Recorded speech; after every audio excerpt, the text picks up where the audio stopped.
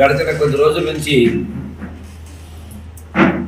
రేపల్లి నియోజకవర్గంలో జరుగుతున్నటువంటి రాజకీయ పరిణామాలు వాస్తవానికి భిన్నంగా చిలువలు పలవలుగా చేసి కొన్ని వార్తాపత్రికల్లో కొన్ని కథనాలు వస్తున్నాయి. దాంట్లో సామెత అంటారు, కందకు లేని దురద కంచికి వచ్చినట్టు.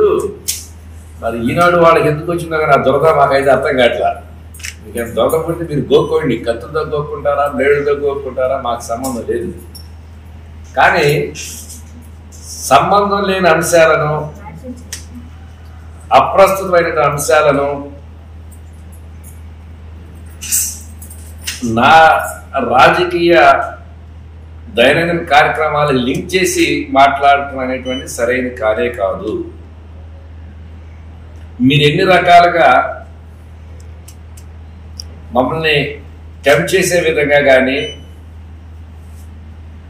లేకపోతే నా యొక్క క్యారెక్టర్ని డిజాస్ట్ చేసే విధంగా కానీ మీరు ఎన్ని రకాలుగా మీరు వార్తా కథనాలు రాసినా, ఆ బొడవ తీసుకొచ్చి మాకు చల్లినా కూడాను దాని గురించి మేము పట్టించుకోవాల్సిన అవసరం లేదు. నేను రైట్ ఫ్రమ్ బిగినింగ్ నుంచి చెబుతున్నా, నేను ఒక క్రమశిక్షణ కలిగినటువంటి వ్యక్తిని.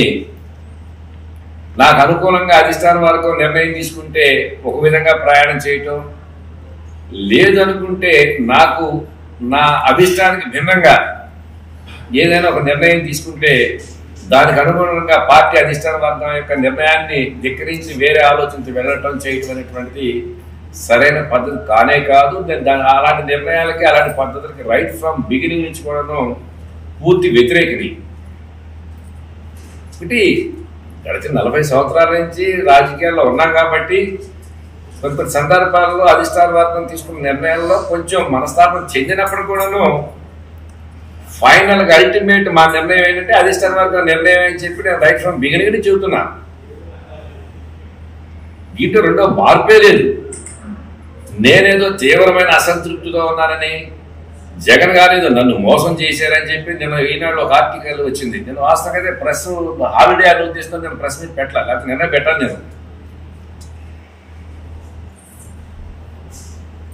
నేను 19 ఎన్నికల్లో ఓడిపోయినప్పుడు కూడాను వారికి మాకు ఉన్నటువంటి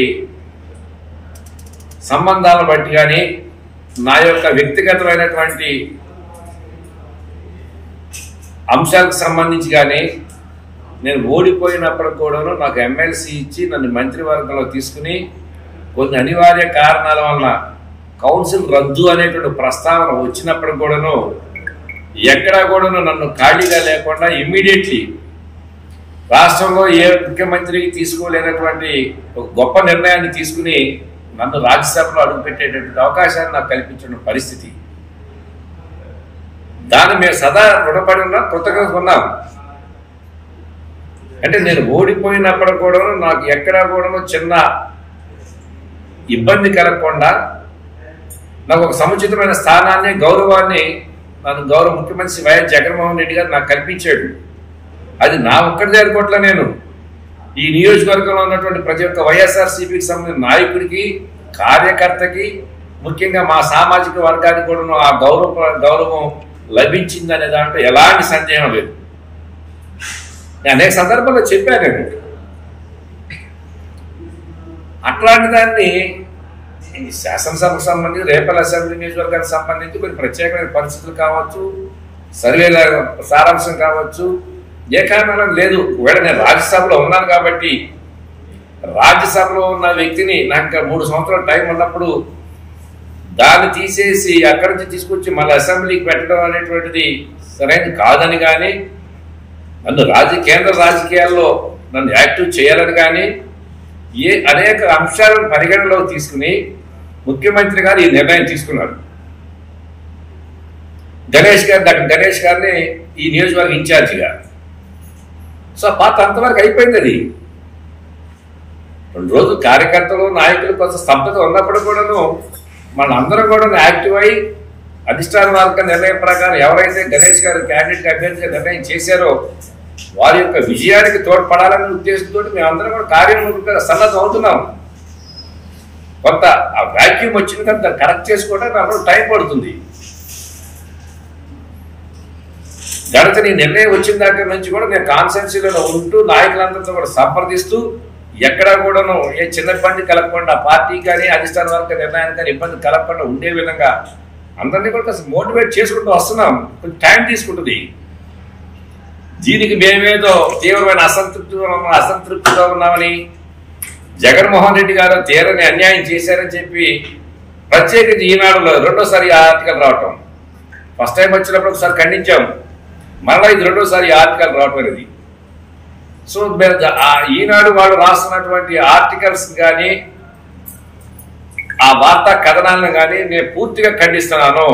నేను మరలా రిపీట్ చేస్తున్నా, అనేక సందర్భాల్లో చెప్పాను. 2019లో నేను కొన్ని కారణాల చేత ఇక్కడ ఓడిపోయినప్పుడు కూడాను నా గౌరవ మర్యాదలకి ఎక్కడ కూడా చిన్న భంగం కూడా కలగకుండా నాకు ఒక సముచితమైన స్థానాన్ని కల్పించినటువంటి వ్యక్తి ఎవరైనా ఉన్నారంటే ఆంధ్ర రాష్ట్ర ముఖ్యమంత్రి శ్రీ వైఎస్ జగన్మోహన్ రెడ్డి గారిని గర్వంగానే చెప్తాను.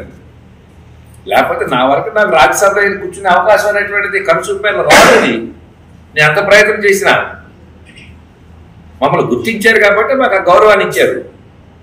ఇక రెండవది, నిన్ననే మన ఒక టీచర్స్ సంబంధించినటువంటి ఒక కార్యక్రమంలో నేను పాల్గొన్నప్పుడు సందర్భాన్ని బట్టి ఇక్కడ జరుగుతున్న పరిణామాన్ని బట్టి నేను కేవలం ఆ కార్యక్రమానికి సంబంధించిన అంశాల మీదే నేను మాట్లాడటం జరిగింది.